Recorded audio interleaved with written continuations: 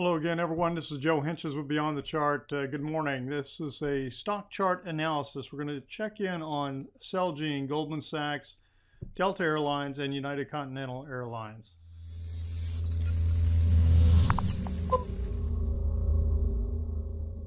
All right, we're going to start off here with Celgene.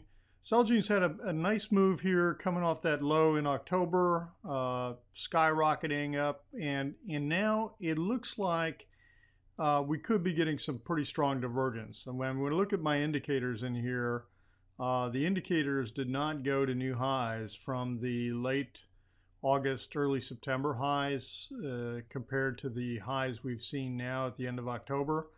So on all the indicators, demand index, DI plus, 10-day RSI. So I'm kind of wondering whether now this move has gone as far as it's going to go. We'll have to see. The one thing, I mean, the moving averages are all aligned to the upside, but that's always going to be the case prior to any kind of turn.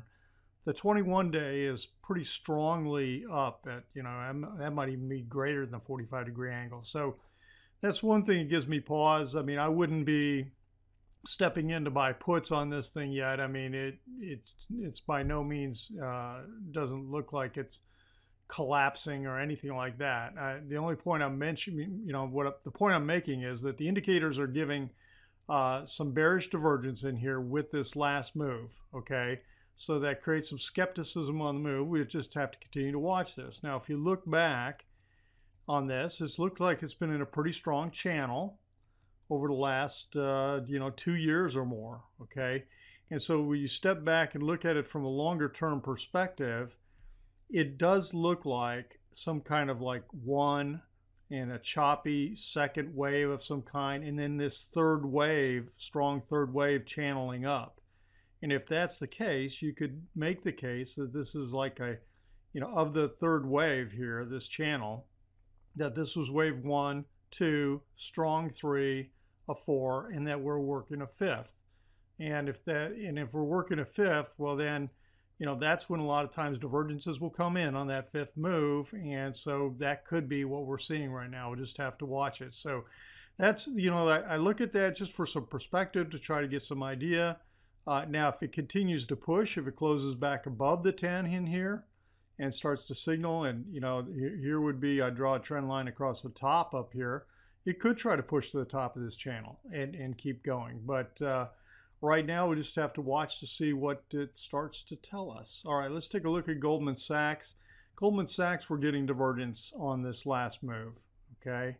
And Goldman Sachs, I wouldn't, I drew this channel up here because I've got it across the bottom. I drew a parallel line thinking that it may go to that, but it hasn't quite made that. When you look at, again, divergence on all three indicators that I've got, that I use, this 193.6 is a resistance line from way back. Gosh, I think I've shown it before, but it's all the way back at 2009. Okay, so that's a high that it then sold off from 2009. It looks like it, kind of approached that high. You can't honestly say it bumped up into it yet. I mean, it doesn't look like a strong reversal off of that or anything, but it's, we're close. So now that we're getting this divergence, we're up in here, we'll kind of watch. It's a similar type thing. I mean, the 21-day is rising very strongly. Well, we'll see if we start to get closes below the 10 and whether it starts to roll over or not. The Delta Airlines. Delta Airlines, I do think, is in a 5th move. And when I look at the projection, if I step back, again, channeling up, 1, 2, a strong 3, extended strong 3, 4. So when I do that, I use Fibonacci projections on the projection for possible ending of the fifth wave. What you get is the targets are 38.2 and 61.8. Okay, well, if that's the case, we're right at the first target. We're right at 38.2. So then let me get this back in line. Let me blow it up again. So if we're here at 38.2, do I see 5 waves? You could make the case that there has been 5 waves. 1, 2, sharp pullback 2, 3, a little 4, and then up in here, 5th wave.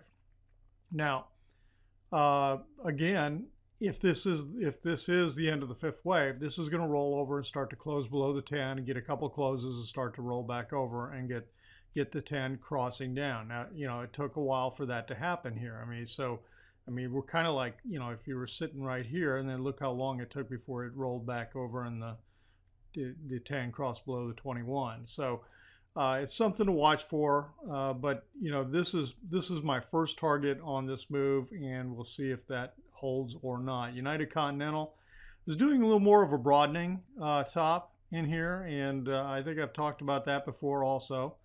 And you know, with a broadening top, let me get rid of this. The broadening top, you know, there's 5 points: 1, 2, 3, 4, 5, and then sometimes you get this little pullback and then a retest. Call it 5A. All right. Well, that's what we seem to be getting right now. So then, you know, the real test is going to be, you know, do we start to close? Do we break below, close below the low of the high bars, and get some closes below the 10 in here? Again, it hasn't happened yet. It's going to need to happen just like it did over here. Okay, you start to close below the 10, you start pulling this down, and it rolls on over, and then it heads south. But we got to see that happen here first. So right now, you know, this is on a reversal watch, in my opinion. So, all right, that's it for the 4 stocks today. We'll be back tomorrow night with the stock market update. If you felt like the video was helpful, please share it on social media. And if you're not a subscriber, subscribe. It's very easy to do. Just click on the little red box here and or on the website. And it gives you access to the Trade Ideas webpage, the free PDF I've got for you. And you get notification when I have new posts and that type of thing. So, all right, this has been Joe for Beyond the Chart. We will have a great Tuesday. Wednesday, we'll be back with you tomorrow night.